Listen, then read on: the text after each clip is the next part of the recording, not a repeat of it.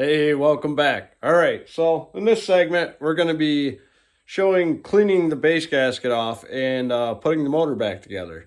And there's some things that were very questionable. A lot of stress. A lot of stress. I had to stop and go ride for a minute a couple times.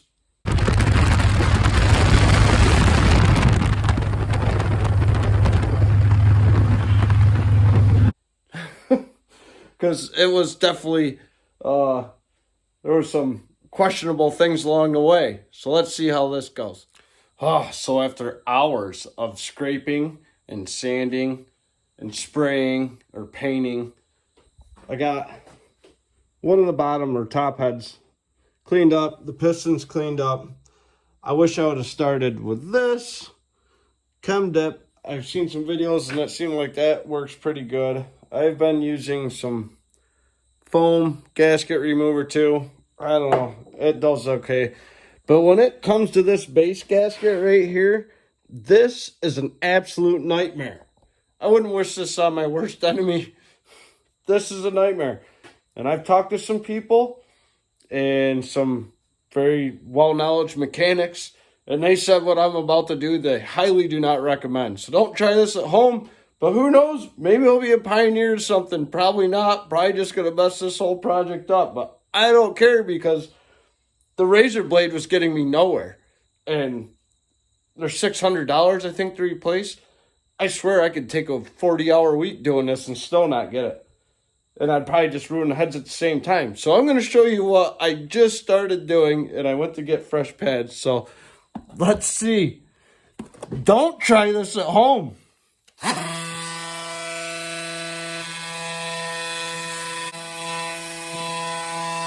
Tip 10, I still don't like it. Because you can see, I'm getting a little more of the outside than the inside. So I got to put a fresh pad on. I'm going to go thinner and see if I can keep working at this. This is nuts. I don't understand it. Why they don't have... I don't know. This is crazy.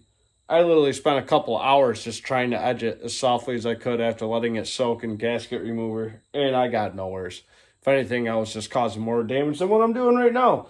So we're going to see if we can get this cleaned up without any observable imperfections. I guess when we throw it back together, we'll see how it worked out.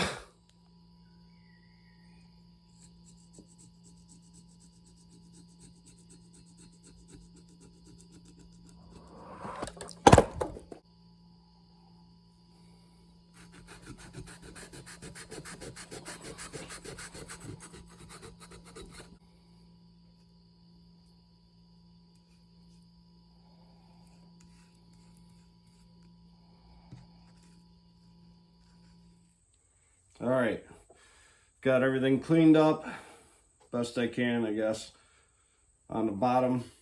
And so pull my little paper plug back out.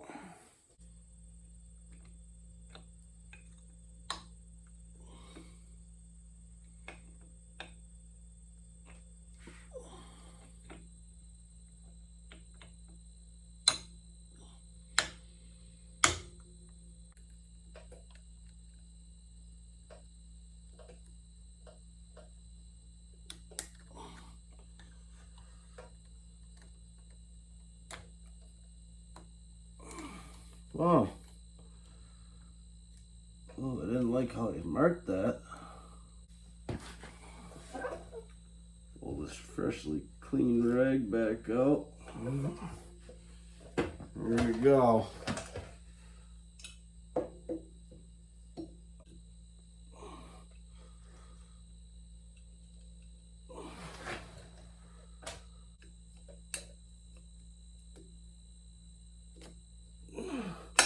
Oh, there's the bottom ring.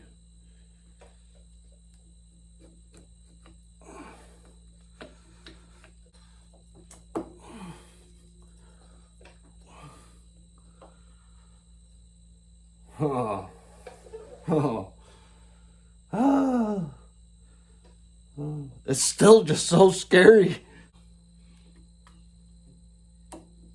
Way off.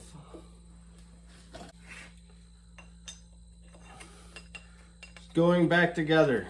How do I feel? Nervous. Obviously, by watching me with that multi-tool, I'm sure all you guys out there are laughing. I don't blame you. I'd be laughing too, but hey, we're going to see if it works. Just going to use a regular wrench to get them to where they start to snug. Then you got to go in intervals, doing a cross pattern. Torque them all like, I think 9 pounds, then 20, then something else. I don't know. You got to go in patterns. I'm starting to set down a little more. Make sure everything's good and lined up.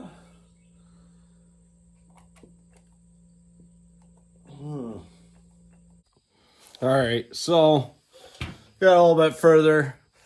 In my dumbness, I should have looked ahead and watched some reassembling videos. And started to put everything together. Realized, oh yeah, got to put the push rods in. So I'd pull the top head back off.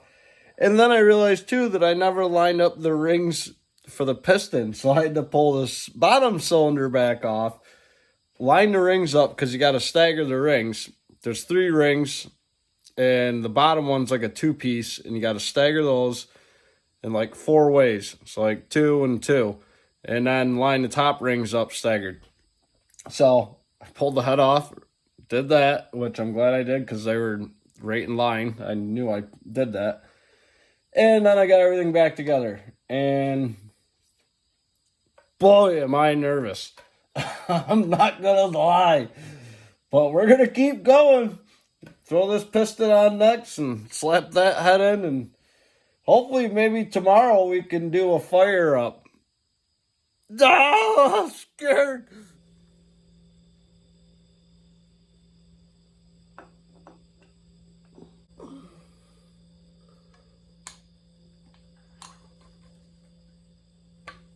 Oh. And you go. C-clamp time. My trusty pliers. I found these pliers on a dumpster out in Utah. No, wait, it wasn't Utah, Wyoming. Come in handy. Oh, it sounds like we got reinforcements on the way.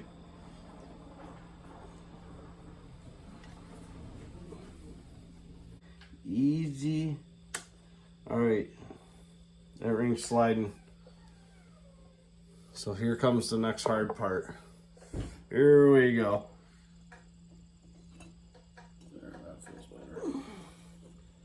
Okay, you're in on the back side over there, right? Almost all the way. I'm trying to hold that ring pushing this way at the moment until you get over my finger, basically. Yeah, so now you get, if you can work that, I'm over the back side. Are you pushing it? Hold on, I come out. I go down just a hair more. Let your finger off a little bit. You're a little high. This side's got to get pinched. I may have to pinch all of it at once. Are you all right, yeah, if you can pinch that now. 1 second. You're pinching your side. Yeah, there we go. Yep. All right, now you got to work that bottom, that mid ring, your side in. That should be starting. Oh, no, it just popped. Hold on. 1 second. Okay, I'm going to go ahead and push down on my side and pinch your side. Yeah, it's just a little bit. I lost my fingernail on it. Let me get this. Okay, there you go. Should be good to go on your side. Let's line up this piston, straighten it up with a jug, with a studs. Oh, yeah. Keep that. There we go. The rings are in. Then I'm going to push the oil ring over. Yep. This one was a lot harder being the piston's low. Yeah, it's not. I don't know if I would have been able to do it like I did the rear.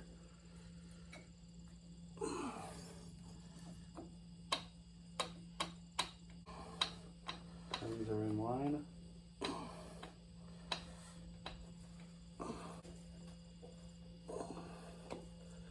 Something. You got a pin on my side. There we just go. Yeah, there we go.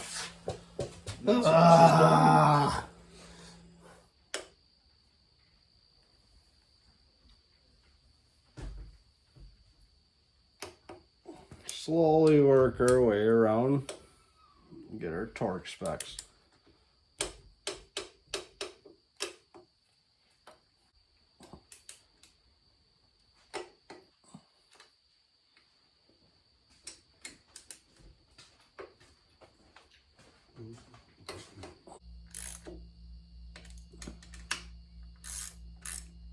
This is where it comes down to elbow torque, if you know what I mean.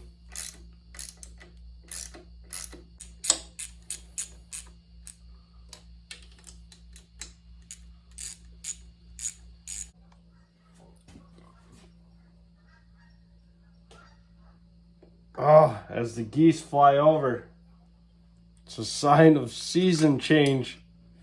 Little Ann, we gotta get back on the road before snow. Can't have this hogwash and horseradish.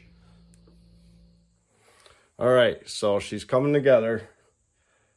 I was able to get the car back on, a little finagling, clean my ports. Got everything looking like on the right track.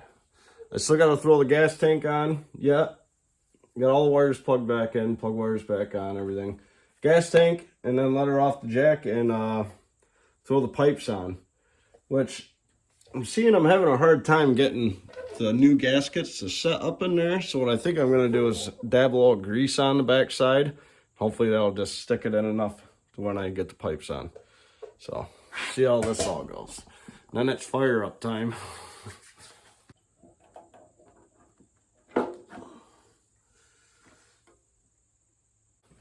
Been a long time coming.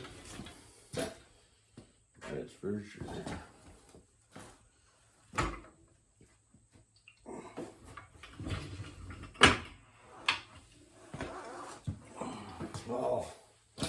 Oh man, she looks so sinister. Now you just gotta get the pipes back on. So yeah, try that little grease trick, see how that works out. I did also too, I changed my jetting in the carb. I figured it wouldn't hurt to up the pilot jet one notch. 45 comes stock, I put a 46 in it. I wasn't wanting to do it for a while, but I figured I had the carb off, no better time. It kind of sucks though. I mean, part of me is like I should have left it and see how it ran without changing anything. But it's not a big issue. These are the little fresh, like a steel cloth exhaust gaskets they give you. Problem is I can't get it to stick in. So being that it's the exhaust, not the intake, I'm gonna try this. I don't know how well this is gonna work. Ooh, I think with a little bit of lean action and a little dab of grease, I think that's gonna hold them right where I need to be. Oh, I love it when a plan comes together.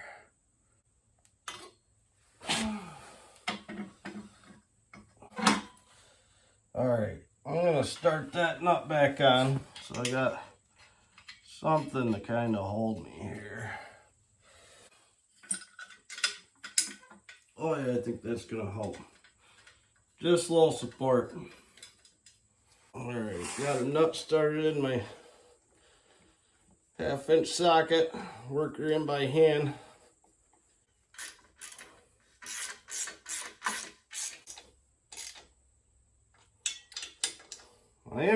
I'm just gonna lightly tighten these. They weren't on very tight. I didn't realize that they had those soft gaskets in there like that. So I'm just gonna lightly tighten them up.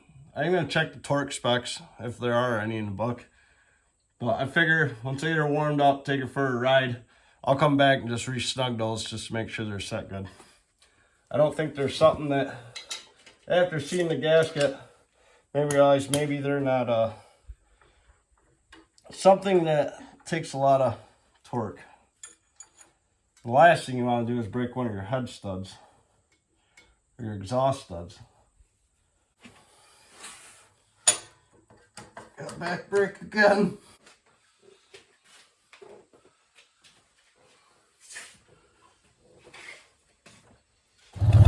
Well, I'm not gonna lie. After It's not even all that warm, and the throttle response is a little better. I don't know if it's that jet. Maybe it's just those pistons that got so much carbon weighing them down. You know what I'm saying? Let's try this out. Whee! Well, I definitely do miss riding this thing. I'm not going to run it too hard. I'm just going to go a nice slow cycle. I'm going to go up the road just in case anything happens. I can coast back down. Yeah, I'm not going to lie. It runs a lot smoother. I think that could be a little bit up the jet. Get a little bit of just bringing the head down.